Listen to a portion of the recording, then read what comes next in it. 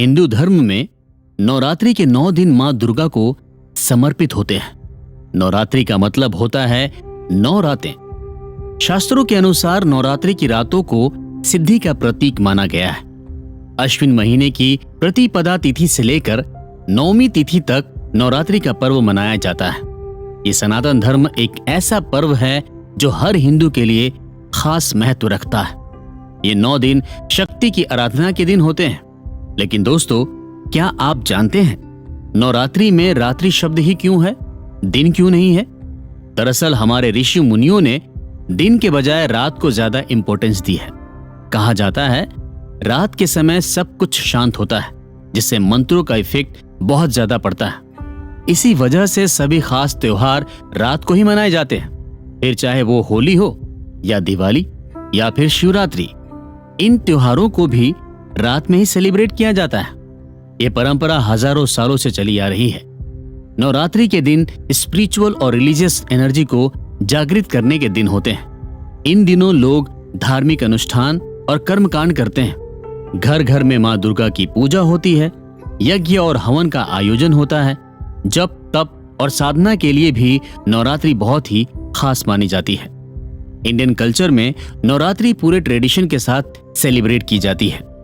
मान्यता है कि नवरात्रि के 9 दिनों के दौरान मां दुर्गा स्वर्ग लोक से धरती पर आ जाती है।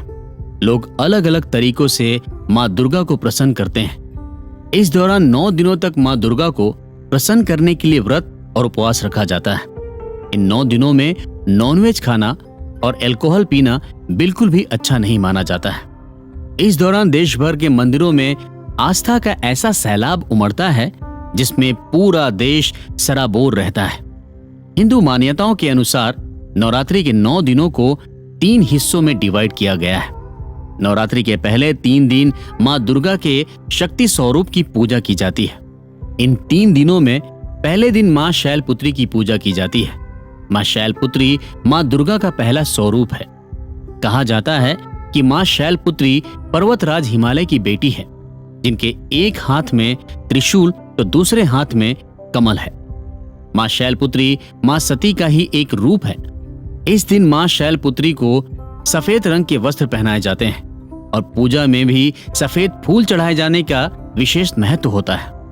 नवरात्रि के दूसरे दिन मां दुर्गा के ब्रह्मचारिणी स्वरूप की पूजा की जाती है। ब्रह्मचारिणी का मतलब होता है ब्रह्मा के समान आचरण यानी कि व्यवहार करने वाली। मां ब्रह्मचारिणी के एक हाथ में कमंडल तो दूसरे हाथ में माला है। मां ब्रह्मचारिणी के पास भगवान ब्रह्मा के समान ज्ञान और उनकी ही तरह शक्ति है। कहा जाता है कि मां ब्रह्मचारिणी की आराधना से भक्तों को अजय होने का वरदान मिलता है। तो वहीं तीसरे दिन मां दुर्गा के चंद्रघंटा अवतार की आराधना होती है। मां चंद्रघंटा बाघ पर सवार होकर अपने भक्तों को दर्शन देने आती है, जिन्हें शक्ति का सिंबल माना जाता है।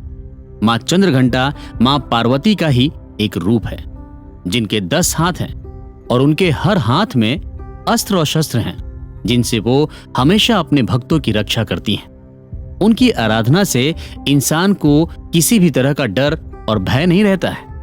नवरात्रि के चौथे दिन से लेकर छठे दिन तक मां दुर्गा को बुराई पर अच्छाई की जीत के रूप में पूजा जाता है।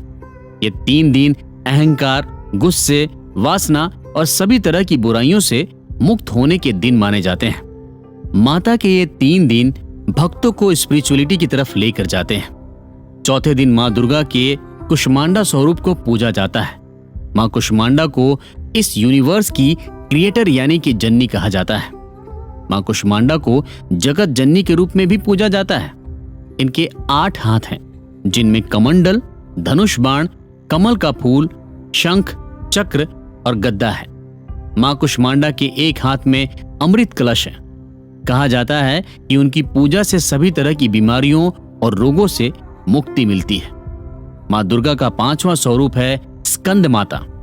स्कंद भगवान कार्तिकेय का नाम है और मां पार्वती उनकी माता है। इसी वजह से उन्हें स्कंद माता कहा जाता है। स्कंद माता मां दुर्गा का ममतामयी रूप है, जो अपने भक्तों को अपने बच्चे के समान प्रेम करती है। जिन लोगों को बच्चे नहीं होते, उन्हें विशेष रूप से नवरात्रि के दौरान मां स्कंद माता की पूजा करनी चाहिए। उनकी आराधना करने से मनचाही मुरादें पूरी हो जाती हैं। नवरात्रि के छठे दिन मां कात्यायनी की पूजा की जाती है। मां कात्यायनी ऋषि कात्यायन की बेटी थी। मां कात्यायनी ने कई राक्षसों को मारा था।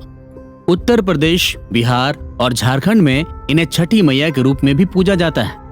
इनकी आराधना करने से भक्त सभी तरह के डर और भय से मुक्त हो जाते हैं।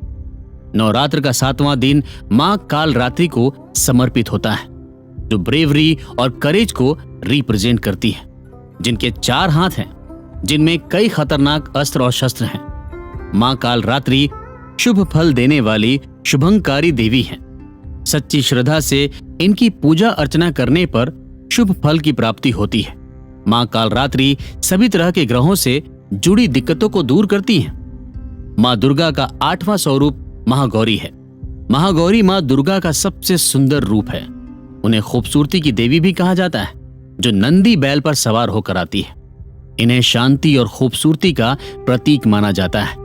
इनकी पूजा करने से घर में सुख और समृद्धि आती है। इस दिन घर में कन्या पूजन का विशेष महत्व माना गया है।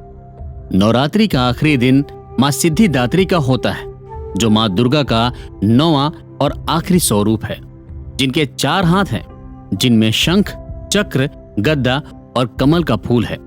मां सिद्धिदात्री की पूजा खुद भगवान शिव करते हैं।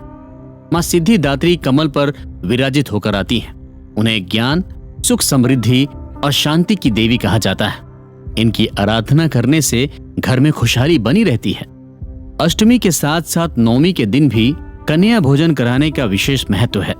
जो भक्त 9 दिन का व्रत और उपवास रखते हैं, उन्हें खासकर कन्या भोजन अपने घर में जरूर करना चाहिए। ऐसा करने से मां दुर्गा की कृपा अपने भक्तों पर हमेशा बनी रहती है।